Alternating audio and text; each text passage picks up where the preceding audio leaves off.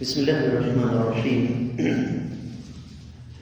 إن الحمد لله نحمده ونستعينه ونستغفره ونعوذ بالله من شرور أنفسنا وسيئات أعمالنا من يهده الله فلا مضل له ومن يضلل فلا هادي له وأشهد أن لا إله إلا الله وحده لا شريك له وأشهد أن محمدا عبده ورسوله يا أيها الذين آمنوا اتقوا الله حق تقاته ولا تموتن إلا وأنتم مسلمون يا أيها الناس اتقوا ربكم الذي خلقكم من نفس واحدة وخلق منها زوجها وبث منهما رجالا كثيرا ونساء واتقوا الله الذي تساءلون به والأرحام إن الله كان عليكم رقيبا يا أيها الذين آمنوا اتقوا الله وقولوا قولا سديدا يصلح لكم أعمالكم ويغفر لكم ذنوبكم ومن يطع الله ورسوله فقد فاز فوزا عظيما أما بعد فإن خير الحديث كتاب الله وخير الهدي هدي محمد صلى الله عليه وسلم وشر الأمور محدثاتها وكل محدثة بدعة وكل بدعة ضلالة وكل ضلالة في النار. قال الله عز وجل بعد أعوذ بالله السميع العليم من الشيطان الرجيم وجاء ربك والملك صفا صفا. عقیدہ آخرت اور قیامت والے دن کے حالات، ان کا تسلسل آج کا پہلا موضوع اللہ رب العزت کا اپنے بندوں کے درمیان فیصلہ کرنے کے لیے تشریف لانا. یہاں پر دو باتیں ذہن میں رکھیں. سب سے پہلی بات یہ عقیدہ کہ رب کائنات ہر جگہ موجود ہے غلط بھی ہے اور درست بھی ہے. اب آپ کہیں گے ایک ہی بات غلط اور درست ایک ہی وقت میں کیسے ہو سکتی ہے؟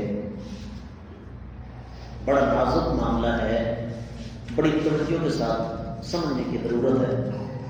اگر تو یہ عقیدہ رکھا جائے کہ رب کائنات اپنے وجود کے اعتبار سے ہر جگہ موجود ہے تو یہ عقیدہ غلط ہے. اس لیے کہ قرآن کہتا ہے الرحمن علی العرش استوى. اللہ تعالیٰ کہاں پر مستوی ہیں جی؟ عرش پر.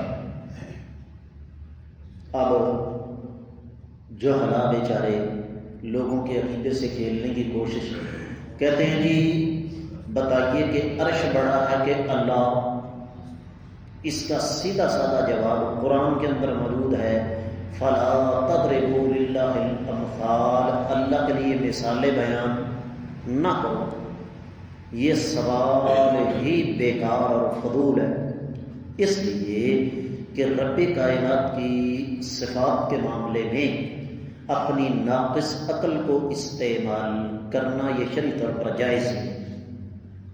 اور اگر یہ عقیدہ رکھا جائے کہ ساری کائنات ایک کتاب کی طرح اللہ کے سامنے کھلی پڑی ہے، رب کائنات کی ایک ایک ذرے پر نظر ہے، یعنی اللہ تعالی اپنے علم کے اعتبار سے ہر جگہ موجود ہے، تو یہ عقیدہ نہ صرف یہ کہ درست ہے بلکہ یہی عقیدہ ہونا چاہیے. تو بالکل اسی طرح قیامت کے روز رب کائنات کا اپنی مخلوق کے درمیان فیصلہ کرنے کے لیے تشریف لانا یہ قرآن سے بھی ثابت ہے، احادیث سے بھی ثابت ہے.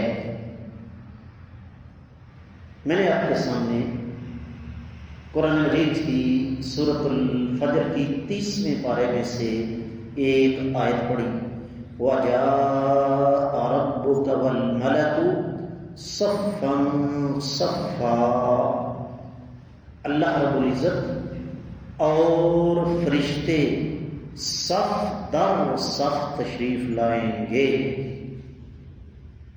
دوسرا مقام هل ينظرون إلا أن تأتيهم الملائكة أو يأتي ربك أو يأتي بعض آيات ربك، کیا یہ لوگ اس بات کا انتظار کر رہے ہیں کہ رب کائنات کے فرشتے تشریف لائیں یا اللہ تعالیٰ آئیں یا اللہ کے بعد نشانیاں آئیں؟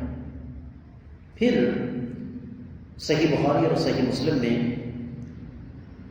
حدیث مبارکہ ہے لمبی، اللہ کے رسول صلی اللہ علیہ وسلم نے قیامت کے حالات بیان کیے۔ ظاہر بات ہے یہ چیزیں عقل سے ماورا ہیں۔ فرمایا پھر ثم یأتیہم اللہ عز وجل فی الصورۃ التی یعرفون، پھر رب کائنات اس شکل میں تشریف لائیں گے جسے سب لوگ پہچانتے ہوں گے۔ کیوں جی؟ کیسے پہچانتے ہوں گے؟ اس لیے کہ اللہ ملک اللہ رب الجلال والاکرام نے اس وقت اپنی ساری مخلوق کے دل و دماغ میں اپنا ایک تصور بٹھا دیا ہوگا۔ دوسری روایت جو کہ مستدرک الحاکم میں ہے، نبی کریم صلی اللہ علیہ وسلم نے فرمایا اذا كان يوم القیامة نزل الرب الى العباد، جب قیامت کا دن ہوگا تو اللہ رب العزت بندوں کی طرف نزول فرمائیں گے، اتریں گے۔ کیسے؟ جیسے اللہ کی شان کو لائق ہے، ہم اس کی کوئی کیفیت بیان نہیں کر سکتے۔ اور اس سلسلے میں اگر آپ کو یاد ہو تو میں نے اللہ تعالیٰ کی صفات کے بارے میں 2 باتیں آپ کو سمجھائی تھی، وہ دوہرا رہا ہوں۔ پہلی بات کہ رب کائنات کی صفات میں اللہ کا کوئی شریک نہیں ہے۔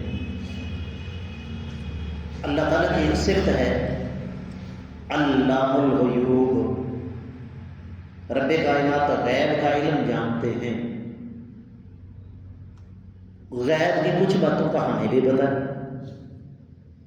جب برسات کے موسم میں ہوا رک جائے، حبس ہو جائے، تو اس کے بعد کیا ہوتا ہے جی؟ غیب کا علم ہے، غیب کا علم ہے نا۔ کیا میرا اور آپ کا غیب کا علم اللہ کے غیب کے علم کے برابر ہو سکتا ہے؟ آپ یہاں سڑک کے اوپر کھڑے ہیں، ایک نوجوان 15-16 سال کی عمر ہے، وہ zig zag type motor cycle چلاتا ہوا جا رہا ہے۔ آپ کہتے ہیں اگلے 5 یا 6 کلومیٹر کے اندر اندر یہ نوجوان موٹر سائیکل ٹکرا دے گا۔ ظاہر غیب کا علم ہے، لیکن کیا یہ علم اللہ کے علم کا مقابلہ کر سکتا ہے؟ ایک استاد اپنے طلباء کے بارے میں بہتر جانتا ہے۔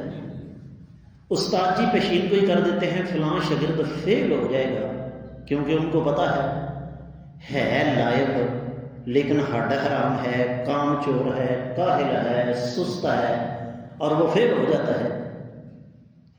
اسی طریقے سے اللہ کی ایک صفت ہے سمیع اور بصیر۔ اللہ تعالیٰ سننے والے ہیں اور دیکھنے والے ہیں۔ کیا ہمارا سننا اور اللہ کا سننا برابر ہو سکتا ہے؟ ہمارا دیکھنا اور اللہ کا دیکھنا برابر ہو سکتا ہے؟ ایک مثال لے لیجیے، آدھی رات کا وقت ہو، رات بھی کالی ہو، کالے رنگ کے پتھر پر کالے رنگ کی چیونٹی چل رہی ہو، کوئی اسے دیکھ سکتا ہے یا اس کے پاؤں کی آواز سن سکتا ہے؟ کیا میرا اللہ اس کو دیکھتا ہے یا نہیں؟ اس کے پاؤں کی آواز سنتا ہے یا نہیں؟ تو پہلی بات اللہ کی صفات کے سلسلے میں کہ رب کائنات کی صفات میں اللہ کا کوئی شریک نہیں۔ یہاں میں ضمناً ایک بات سمجھا، جو لوگ یہ کہتے ہیں نا کہ تم لوگ نبی علیہ السلام کے غیب کے انکاری ہو، کیا نا کوئی انکاری ہو؟ ہمارا ایمان ہے کہ جتنا غیب کا علم اللہ تعالیٰ نبی علیہ الصلوۃ والسلام کو عطا فرماتے تھے اتنا غیب آقا علیہ السلام جانتے تھے۔ بہت ساری باتیں نبی علیہ السلام نے بتائیں۔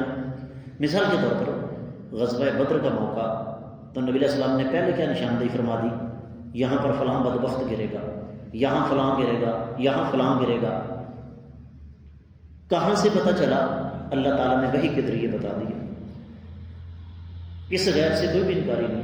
لیکن اگر یہ کہا جائے کہ جتنا غیب اللہ تعالیٰ کا علم ہے، علم الغیب، اتنا نبی علیہ السلام جانتے ہیں، تو یہ کیا ہے؟ شرک ہے، جو کہ جائز نہیں۔ صفات کے سلسلے میں دوسری بات جس کا تعلق آج کے سبق کے ساتھ بہت گہرا ہے، اللہ کی جو صفت قرآن و حدیث میں جس طرح موجود ہے اسی طرح اس پر ایمان لانا ضروری ہے۔ دوہرا رہا ہوں، اللہ کی جو صفت قرآن و حدیث میں جس طرح وارد ہے بالکل اسی طرح اس پر ایمان لانا ضروری ہے، چار چیزوں سے بچتے ہوئے۔ اور وہ چار چیزیں کون سی ہیں؟ جلدی جلدی بتاؤں گا، آپ کو سمجھ نہیں آئے گی، مثال کے ذریعے سمجھاؤں گا تو سمجھ آئے گی۔ ان چاروں کو ہم کہتے ہیں تشبیہ، تمثیل، تعویل اور تعطیل۔ اب اسی حدیث مبارکہ کو لیجیے۔ نبی علیہ السلام نے فرمایا قیامت والے دن اللہ تعالیٰ اپنے بندوں کی طرف اتریں گے۔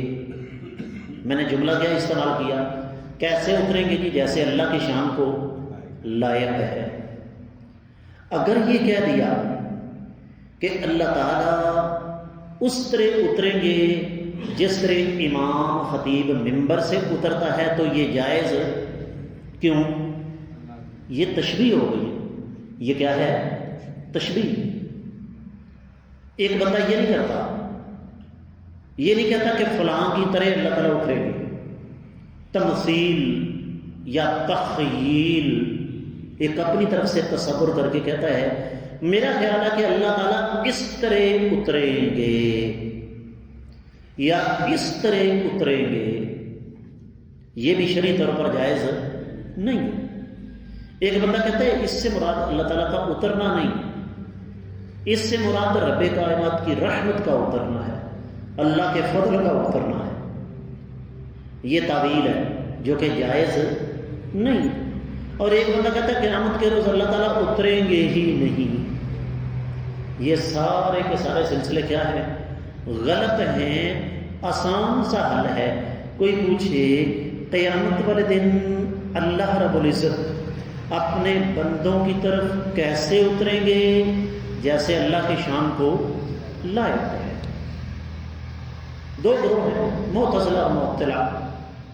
کہنے لگے جی ہم اس بات کو نہیں مانتے، اس لیے کہ اگر یہ مان لیا جائے کہ اللہ تعالیٰ قیامت کے روز آئیں گے یا اتریں گے تو یہ تو مخلوق کے ساتھ تشبیہ ہو گئی۔